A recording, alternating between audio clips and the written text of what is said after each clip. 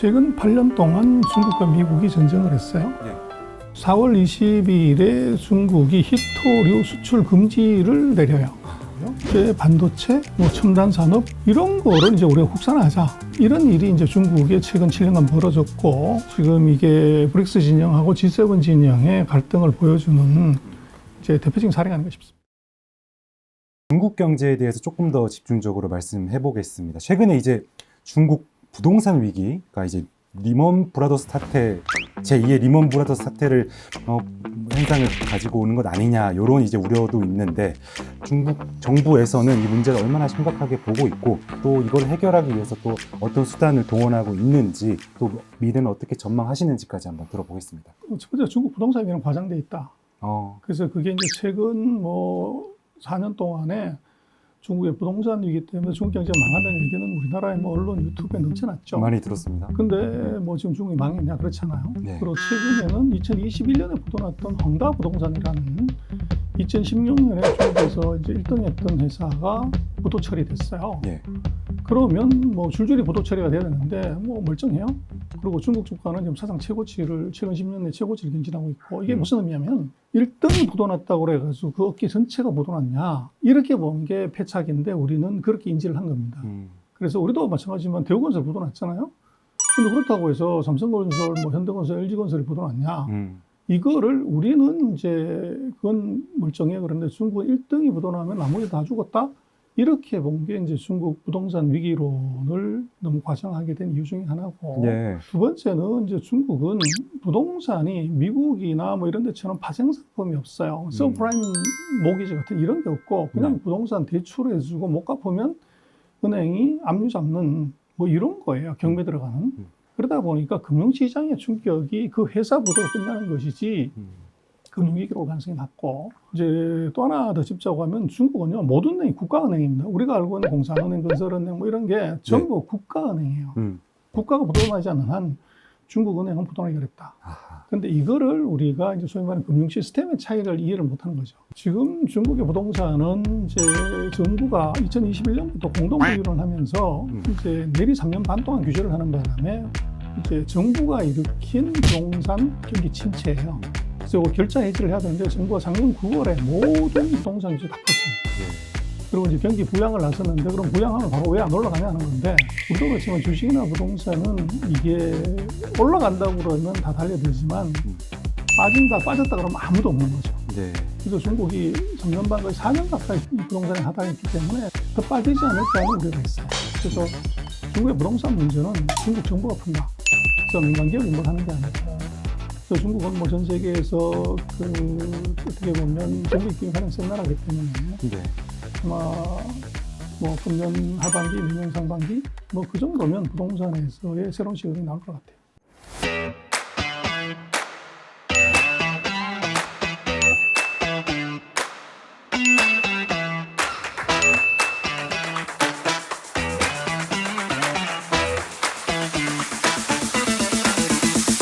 서방 언론이나 우리가 놓치고 있는, 그러니까 많은 언론에서 중국 경제가 위기다라고 하는데 소장님 보셨을 때 중국 경제가 어떤 건강성이나 잠재력을 가지고 있다고 보시는지 만약에 그렇다고 한다면 그 근거가 되는 데이터는 무엇인지 한번 여쭙고 싶습니다. 그래서 전 세계에서 보는 중국 위기론 첫 번째는 10% 성장하더니 5% 반등했다. 네.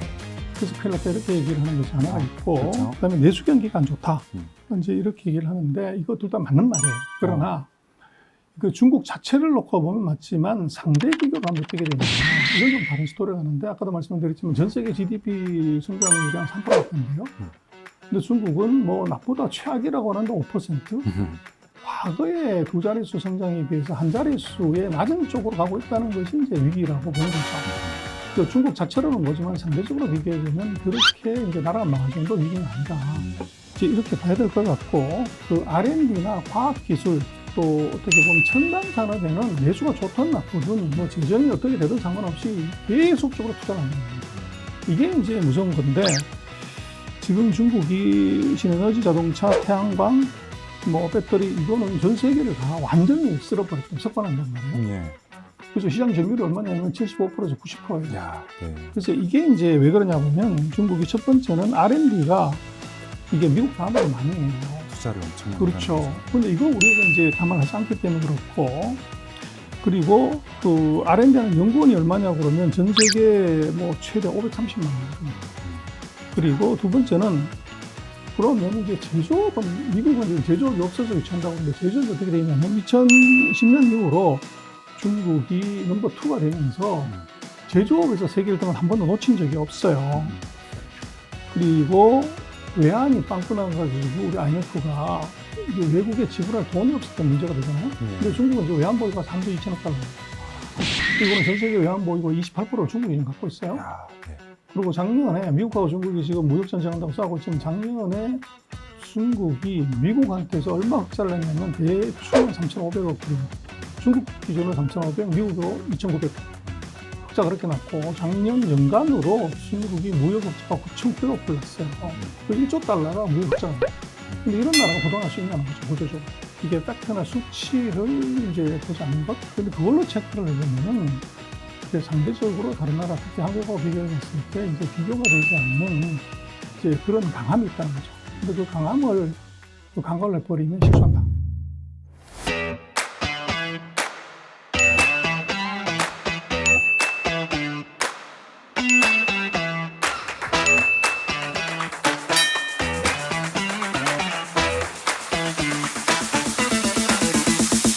시진핑 주석이 공동부유 정책을 추진하면서 이 정책이 빅테크 규제로 이어지면서 성장의 발목을 잡는다 이런 비판도 있는데 벌써 방금 말씀해 주신 것처럼 이제 반론이 벌써 제기되긴 했지만 이 공동부유 이 정책의 진짜 목표가 무엇이고 장기적으로 중국 경제의 어떤 체질 개선에 긍정적인 효과를 가져올 것이라고 보시는지. 2021년에 중국이 갑자기 공동부유로, 이게 공동부유는 뭐냐면 중국은 이제 뭐 나라 창업하면서 그 같이 잘 먹고 잘 살자. 그렇죠. 이제 공동생산, 공동분배. 이게 이제 사회주의과, 공산주의과인데 네. 그 중국은 주석이 5년 임기에 한 번 연임할 수 있게 돼 있었는데 2018년에 시진핑이 이걸 법을 개정을 했어요. 헌법을. 그래서 연임 조항을 삭제하면서 또 2년임, 3년임, 4년임이 가능하게 된 거죠. 네. 근데 문제는 시진핑 집권 10년 동안에 중국이 했던 정치 아젠다가 바로 뭐냐면 위대한 중화민족의 부분, 그 차이나 드림, 중국의 꿈이었습니다. 우리도 그렇지만 10년 동안 뭐 그렇게 잘했다고 하는데 국민들 입장에서는 그거 나하고 뭔 상관입니다. 내 생활 나아진 거 있어? 또 중국도 나라는 잘 살았지만 빈부격차 커졌고 네. 그러다 보니까 시진핑은 이제 3기 집권을 하면서 원래는 10년에 끝나야 되는 한 번 더 집권해야 되는 거 자기의 당위성을 이제 높이려고 하면 국정 아젠다의 변화가 필요해요. 네. 그래서 좀 구른 게 없는 얘기, 뭐 위대한 중화민족의 부흥이 뭐 미국도 그러지만 뭐 위대한 미국 그러는데 그거 감이 안 오잖아요. 예. 그래서 이것을 확 낮춘 것이 그럼 다 같이 잘 먹고 잘 살아보자. 요걸로 정책 아젠다를 바꿨고, 근데 뭐 국민들이라는 것은 보여줘야 되는 것이지. 그래서 한 것이 뭐냐면 공동부유의 치명적인 이제 공공의적 세 명을 고른 겁니다. 예. 이제 부동산 투기 떼돈 벌잖아요. 네. 그다음 플랫폼 기업 자연 독점을 떼돈 벌고 부모들 등급 뽑는 이제 사교육 요 세 개를 때려잡은 거죠. 어허. 그래서 그걸 내리 3년 반 동안 해버리니까 첫 번째 부동산 가격 주가 반토막 났고 또 젊은 애들 청년 실업률 확 올라가 버린 거죠. 그래서 작년에 이제 중국이 작년 9월 달에 정책을 바꿉니다. 그래서 지금까지 했던 그런 싹 다 풀고 다 규제해서 부양으로 바꾸고 결정적인 것은 금년 2월 달에 시진핑이 거의 5년 만인가 민간 기업들하고 자담을 해요. 네. 거기서 이제 그 유명한 이제 딥시크부터 시작해서 이런 회사들이 참석을 하는데 네. 그 자리에서 각 이제 외국 회사들이 뭐 주석하고 얘기를 하고 난 끝에 강평을 하잖아요. 네. 거기서 아주 중요한 얘기를 해버립니다. 지금 거기서 예. 여러분 같은 이제 빅테크 기업, 테크 기업들이 먼저 부자 돼서 공부론을 도와야 된다. 이 얘기를 하면서 중국의 거의 모든 이제 정부 문서에서 공부론이 싹 사라집니다.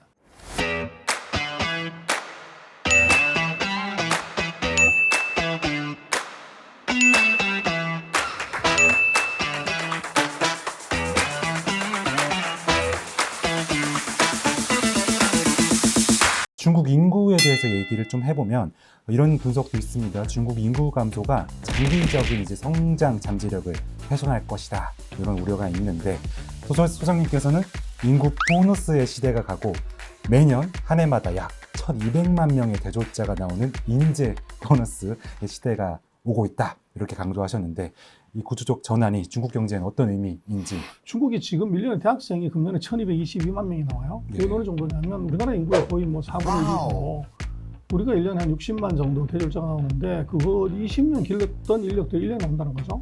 그래서 이제는 중국은 생물학적인 인구 숫자가 아니라 이것이 이제 대졸자들의 인재 보너스, 인구 보너스는 끝난 게 맞는데 예. 2021년에 인구가 내리 3년 동안 감소했지만 이제는 인재 보너스가 어떻게 발생할 것인가를 봐야 되는데 우리도 그렇지만 우리도 뭐 60년대, 70년대, 80년대까지 이제 뭐 중계천에서 손에 피나도록 미싱받고 공장에서 일하던 분들이 한국 경제 발전에 기초가 됐잖아요. 예. 근데 그분 다 은퇴하시고 그럼 한국 어떻게 되냐?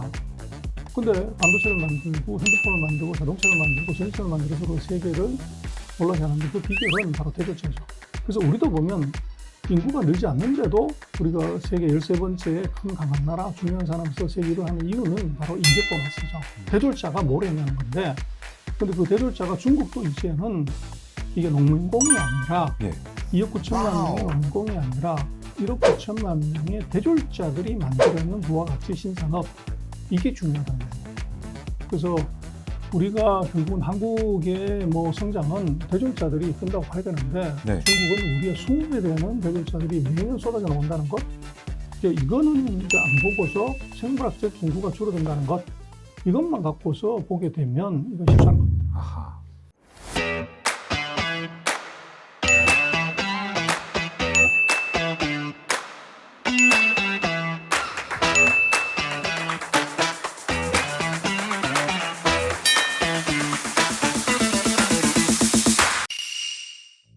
한국 최고 외교관이 누구냐 그러면 그건 반도체죠.